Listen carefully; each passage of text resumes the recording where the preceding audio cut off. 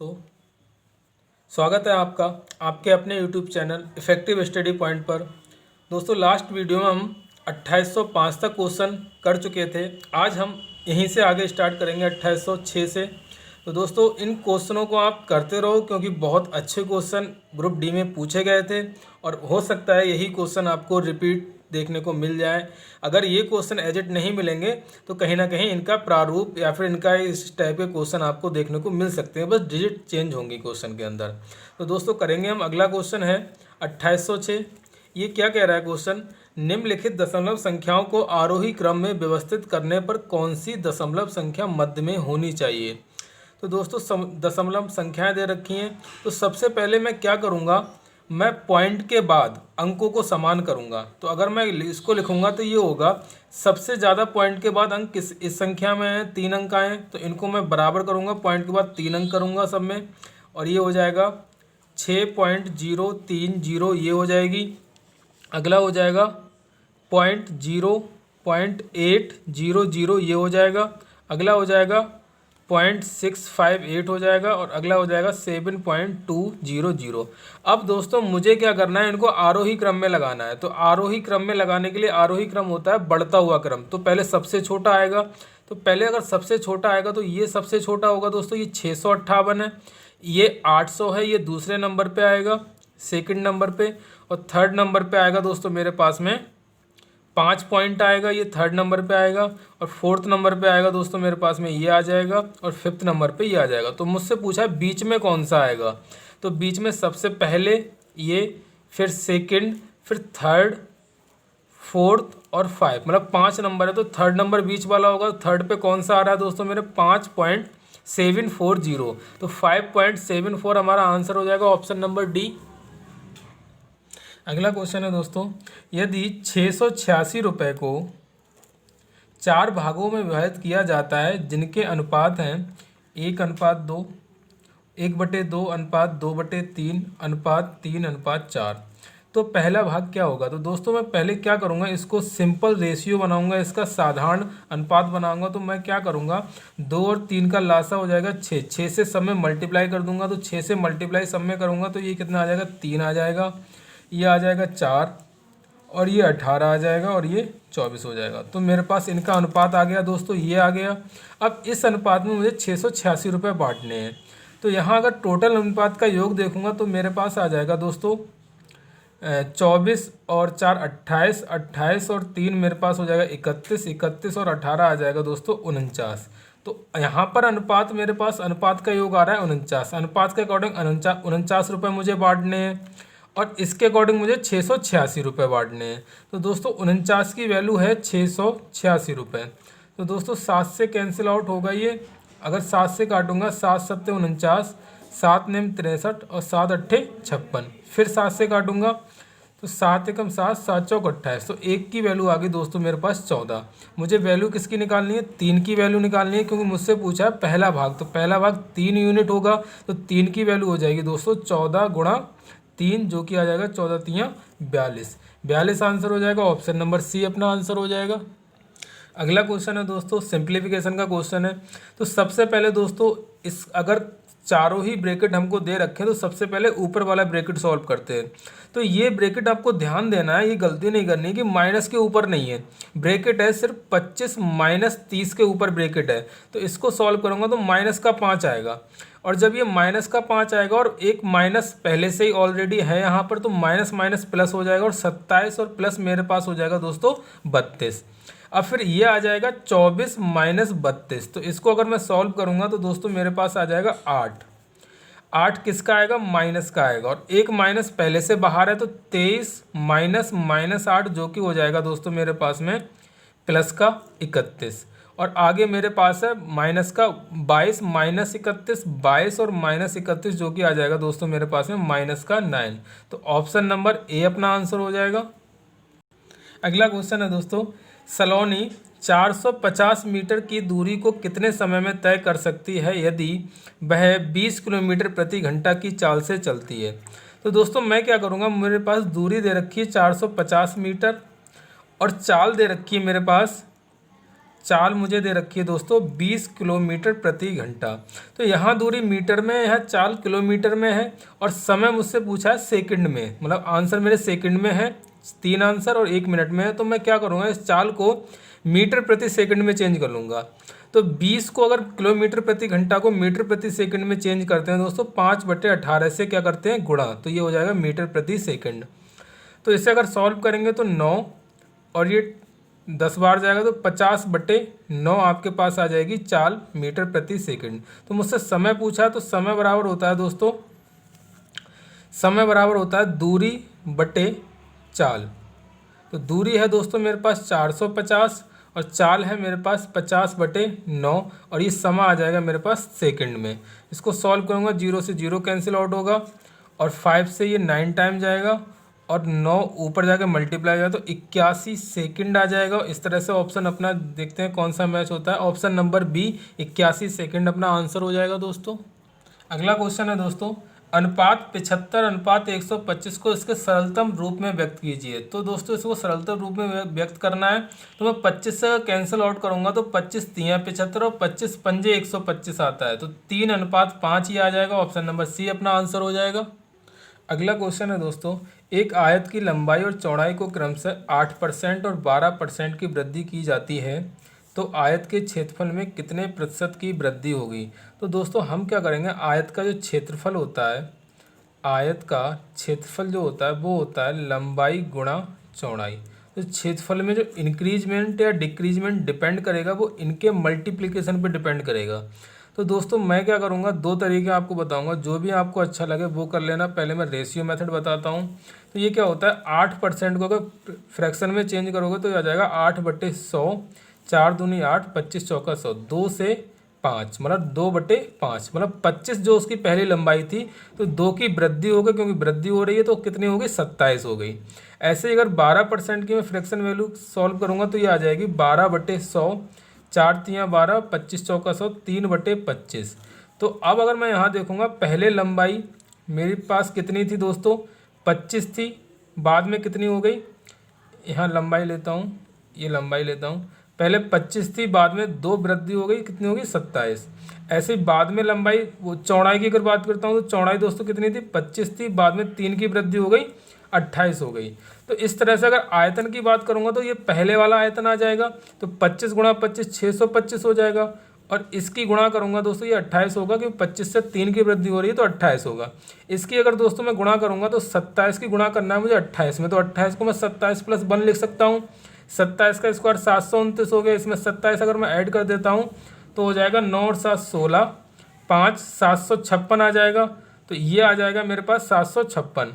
अब कितने का इंक्रीमेंट हुआ है क्षेत्रफल में, तो मैं चेक करूँगा, इसको माइनस करूँगा तो 1 3 और 1 131 की वृद्धि हुई है। कहाँ से हुई है, 625 से हुई है, इंटू 100, तो 25 चौका 100, 25 25 625 आ जाएगा। अब मैं क्या करूँगा दोस्तों, इसकी गुणा कर लूँगा तो 4 एकम 4, इसकी गुणा करूँगा तो 4 एकम 4, 4 तियाँ 12, 4 एकम 4 और 5, ये जाएगा तो 25 दूनी 50, 2 बच गया, 24 हो गया।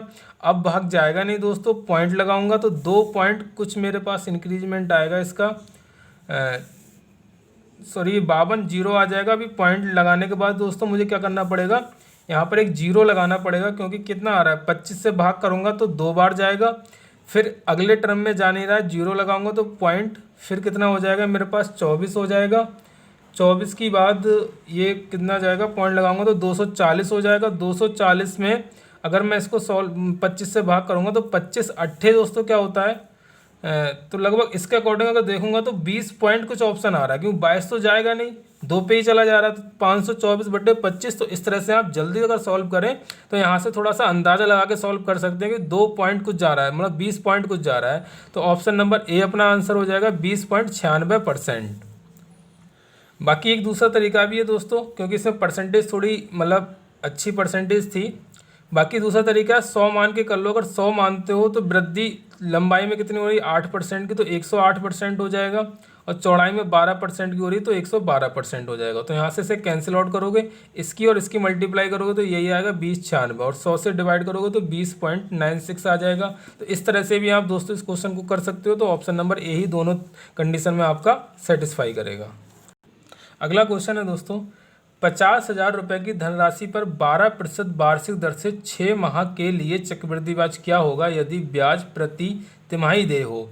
तो दोस्तों प्रति तिमाही देय है ब्याज, मतलब प्रति 3 महीने पे आपको ब्याज देना है। तो प्रति तिमाही की अगर मैं रेट निकालूंगा, अगर दर निकालूंगा दोस्तों, क्या हो जाएगी, एक साल में कितनी तिमाही होती है, 4 तिमाही होती है। तो 4 से मैं भाग कर दूंगा तो रेट आ जाएगी दोस्तों मेरे पास में 3% आ जाएगी। 6 माह के लिए देना है तो 6 माह में कितनी तिमाही हो जाएंगी, 2 तिमाही हो जाएंगी। कहने का मतलब 2 बार मुझे ब्याज देना है। और ब्याज क्या चक्रवृद्धि होगा, तो 2 माह की मैं इफेक्टिव रेट निकालूंगा, वो हो जाएगी 3 + 3 गुणा 3/100।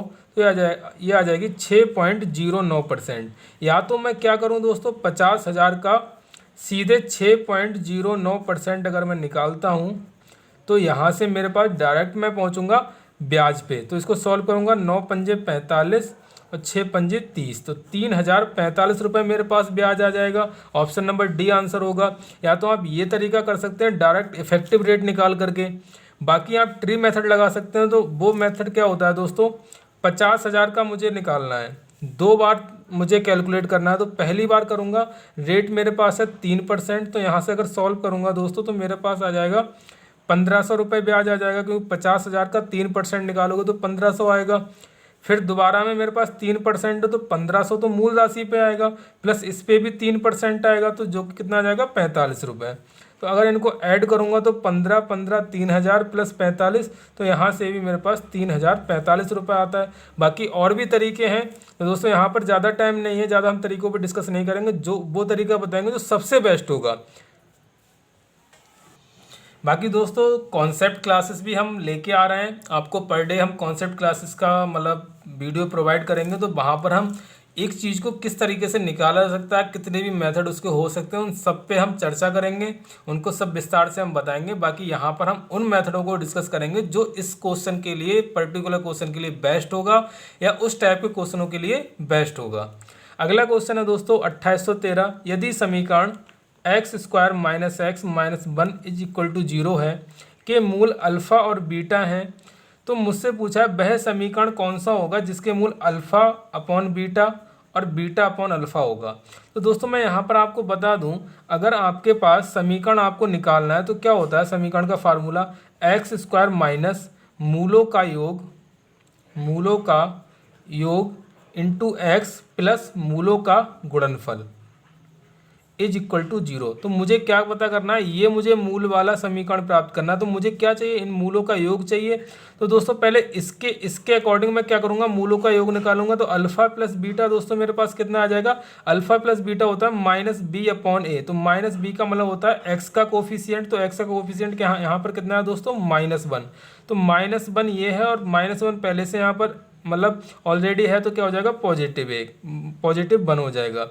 और अपॉन ए का मतलब क्या होता है दोस्तों, अपॉन ए का मतलब होता है x² का गुणांक, तो ये हो जाएगा 1। तो इस तरह से अल्फ़ा प्लस बीटा आ गया मेरे पास 1। अब दोस्तों अल्फ़ा कॉमा बीटा निकालूंगा, अल्फ़ा इंटू बीटा निकालूंगा, ये होता है c/a। तो c मेरे पास क्या है, अचर पद -1 है और a x² का गुणांक ये 1 है, तो ये आ गया मेरे पास -1। अब दोस्तों मैं क्या करूँगा, अब मैं करूँगा, मुझे निकालना है इसके मूलों का योग निकालना है, जिसके मूल है अल्फ़ा अपॉन बीटा और बीटा अपॉन अल्फ़ा। तो इसका अगर मैं योग करूँगा तो मेरे पास आ जाएगा α² plus β² upon alpha into beta. तो दोस्तों अगर मैं α² प्लस β² निकालूंगा तो ये आ जाएगा अल्फ़ा प्लस बीटा का whole square -2 alpha beta upon alpha beta.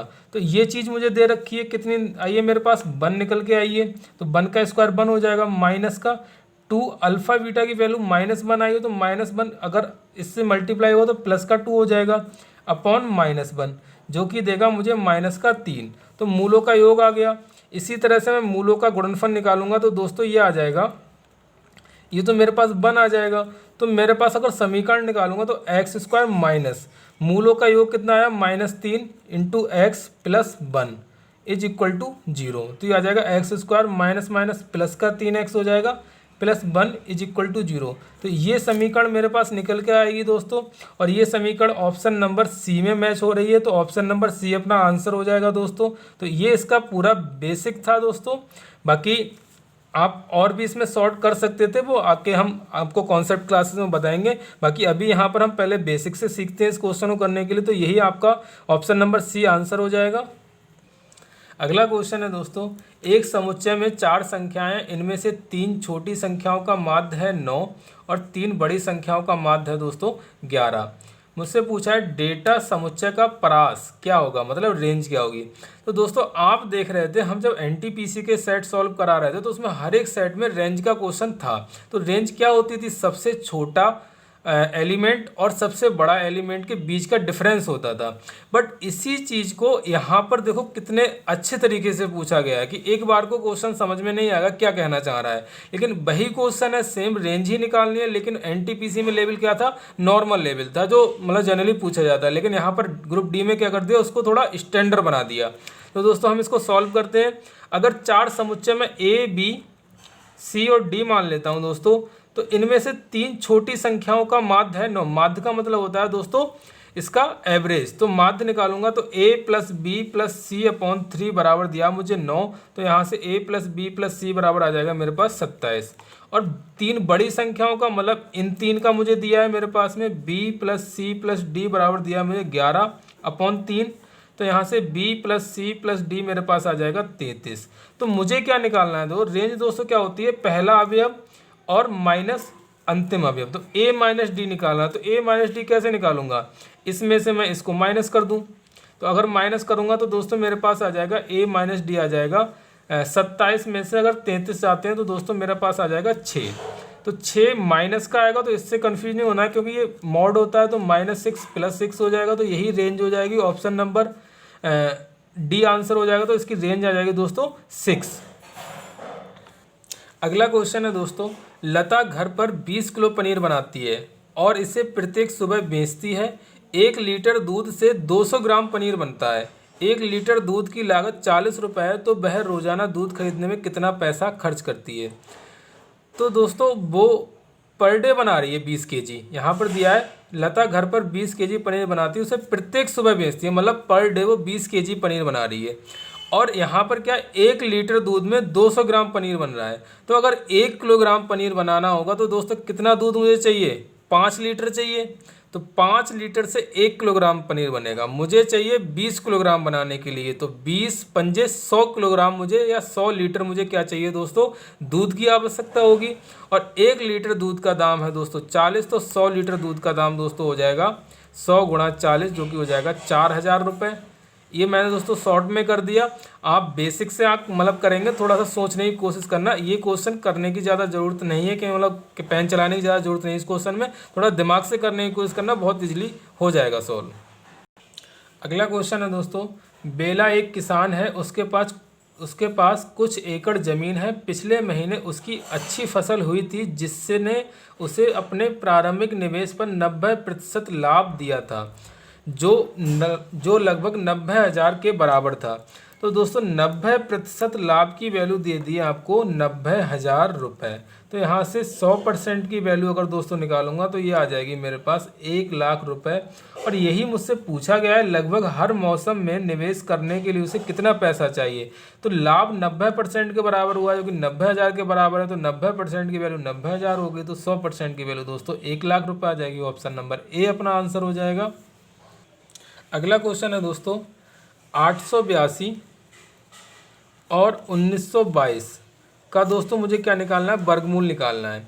तो वर्गमूल निकालने के लिए पहले मैं क्या करूं, इसको थोड़ा सॉल्व कर लूं। 2 से डिवाइड करूंगा तो 4 4 1 आ जाएगा। 2 से डिवाइड करूंगा तो ये आ जाएगा 2 9 18, 2 6 12 और 2 एकम 2। तो ये आ जाएगा 441/961। और 441 का वर्गमूल होता है दोस्तों 21, और 961 का वर्गमूल होता है दोस्तों 31। तो 21/31 अपना आंसर ऑप्शन नंबर सी हो जाएगा। अगला क्वेश्चन है दोस्तों, यदि 108 + 243 की वैल्यू दे रखी है दोस्तों मुझे 25.98।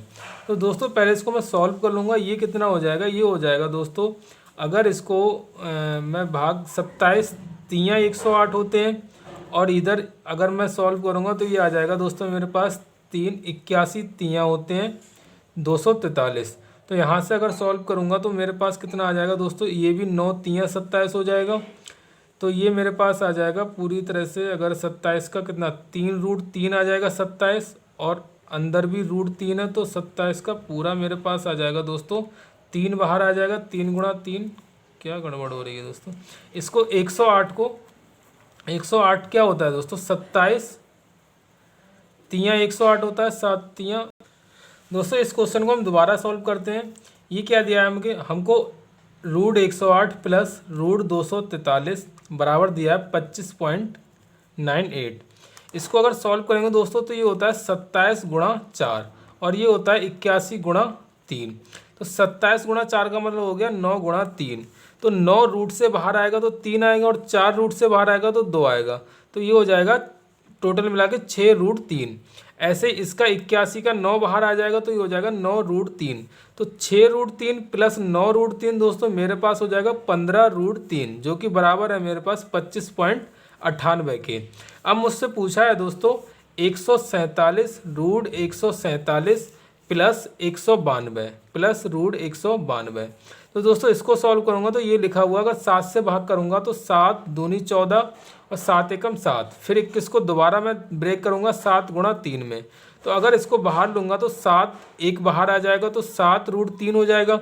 ऐसे इसको अगर मैं सॉल्व करूंगा तो 3 से अगर भाग करूंगा तो 3 6 18 और 3 चौक 12, तो 64 × 3 लिखा हुआ है। तो 64 का दोस्तों 8 बाहर आ जाएगा, तो 8√3 ये हो जाएगा मेरे पास 8 और 7 15√3। तो 15√3 की वैल्यू मुझे दे रखी है 25.98। तो यहाँ भी 15√3 बना है, तो इसका भी वैल्यू मेरे पास दोस्तों क्या हो जाएगा 25.98। तो सेम ही वैल्यू है, लेकिन क्या है इसको अलग तरीके से लिखा हुआ है, तो पहली बार में हम नहीं देख पाएंगे क्या सेम वैल्यू होगी। तो पहले हम सॉल्व करेंगे दोस्तों, तो हमने यहाँ से फाइंड की दोनों ही सेम है, तो ऑप्शन नंबर सी ही अपना आंसर हो जाएगा। अगला क्वेश्चन है दोस्तों, सीता पेन की एक निश्चित संख्या 7 रुपये में 8 खरीदती है और 5 रुपये में 6 की दर से बेच देती है, तो उसका लाभ या हानि प्रतिशत क्या होगी। तो दोस्तों इस क्वेश्चन में आप क्या करेंगे, मैं आपको सबसे अच्छा तरीका बता रहा हूँ। आप क्या करेंगे, रुपए को ऊपर रखेंगे और क्वांटिटी नीचे रखेंगे। तो मैं 7 रुपये में दोस्तों वो 8 खरीद रही है, ना उसे लाभ हो रहा है ना हानि हो रही है, तो 100% हो रहा है, हम लोग 100% पे खरीद रही है वो। फिर उसमें पूछा आपको 5 रुपये में 6 की दर से बेच देती है, तो उसका लाभ या हानि क्या होगा। मैंने मान लिया यहाँ पर x होगा, मुझे नहीं पता लाभ होगा हानि होगा, मैंने x मान लिया। क्रॉस मल्टीप्लाई करूँगा तो 7/8 × x बराबर आ जाएगा 5/6 × 100। अगर मैं दोस्तों इसको सॉल्व करता हूँ तो मेरे पास आ जाएगा 6 से अगर डिवाइड करता हूँ वो 3 से 2 से 2 3 6 और 2 चौक 8, और ये ऊपर जाएगा तो x बराबर आ जाएगा 5 चौक 20/21। 7 नीचे आ जाएगा 5 चौक 20/21, और ये 2 जीरो हैं। अब ये क्या है, x माना है, या तो लाभ होगा या हानि होगी। तो अगर मैं इसमें से 100 माइनस करता हूँ, तो 100 माइनस अगर कर रहा हूँ तो 2000 माइनस 2100/21। तो यहाँ से मैं देख रहा हूँ दोस्तों मेरे पास आ रहा है माइनस का 100/21। तो माइनस 100 करता है कि आपको हानि हो रही है, तो माइनस का 100/21% क्या हो जाएगी दोस्तों, हानि हो जाएगी। ऑप्शन नंबर बी अपना आंसर हो जाएगा दोस्तों। अगला क्वेश्चन है दोस्तों, 7 मीटर ऊंचाई के एक प्लेटफॉर्म के ऊपर से एक टावर जिसकी ऊंचाई 47 मीटर है। मतलब एक दोस्तों 7 मीटर का क्या है दोस्तों प्लेटफॉर्म है, इसके ऊपर क्या है एक टावर लगा हुआ है जिसकी ऊंचाई है दोस्तों 47 मीटर। तो टोटल ऊंचाई दोस्तों कितनी हो जाएगी, 54 मीटर हो जाएगी। अब कह रहा है इस टावर से एक प्लेटफॉर्म के ऊपर से एक टावर जिसकी ऊंचाई 47 मीटर है। दोस्तों सॉरी ये गलती होगी, ये कह रहा है 7 मीटर ऊंचाई के एक प्लेटफॉर्म के ऊपर से, मतलब 7 मीटर ऊंचा एक प्लेटफॉर्म है, इसके ऊपर से एक टावर जिसकी ऊंचाई 47 मीटर है। एक टावर लगा हुआ है, इसकी ऊंचाई है 47 मीटर का उन्नयन कोण 30 डिग्री है। यहाँ से इसका उन्नयन कोण दोस्तों है क्या है 30 डिग्री। तो मुझसे पूछा है कि टावर प्लेटफॉर्म से कितनी दूर है, तो मुझसे ये वाली दूरी पूछी है दोस्तों। तो ये 7 है तो ये भी 7 हो जाएगी। तो ये दूरी दोस्तों मेरे पास कितनी बचेगी, 40 मीटर बचेगी। अब 40 मीटर के लिए क्या हो जाएगा, यहाँ पर अब मैंने तुमको बताया है दोस्तों, हाइट एंड डिस्टेंस में क्या करते हैं आप, ट्रिग्नोमेट्री रेशियो यूज कीजिए। अगर ये 30 है तो 30 के सामने 1 डिग्री वो 1 यूनिट होता है, और इसके पास वाली भुजा √3 यूनिट होती है, और ये कर्ण 2 यूनिट होता है। तो यहाँ 30 के सामने 40 है, मतलब 1 की वैल्यू 40 है, तो मुझसे ये वाली दूरी पूछिए, जो ये दूरी होगी वही ये दूरी होगी। तो √3 की वैल्यू कितनी हो जाएगी, ये 40 है तो ये 40 √3 हो जाएगी।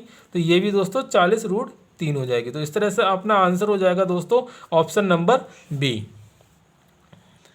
ठीक है दोस्तों, आज की वीडियो में हम यहीं तक रखते हैं। आगे हम 2821 से अगले वीडियो में स्टार्ट करेंगे। और दोस्तों हो सकता है बहुत जल्दी ही हम अपनी कॉन्सेप्ट क्लासेस एक रिकॉर्डेड फॉर्म में आपको अपलोड करेंगे। पर डे एक वीडियो आपको कॉन्सेप्ट क्लासेस की रहेगी, जिसका सीधे सीधे आपका रेलवे के एग्ज़ाम के पर्पज़ से बनाई जाएगी। उसमें हमारे कॉन्सेप्ट रहेंगे वो सीधे सीधे रिलेवेंट टू रहेंगे रेलवे के एग्ज़ाम ग्रुप डी और NTPC। ठीक है दोस्तों, पढ़ते रहिए, एंजॉय करते रहिए, स्वस्थ रहिए, मस्त रहिए भाई।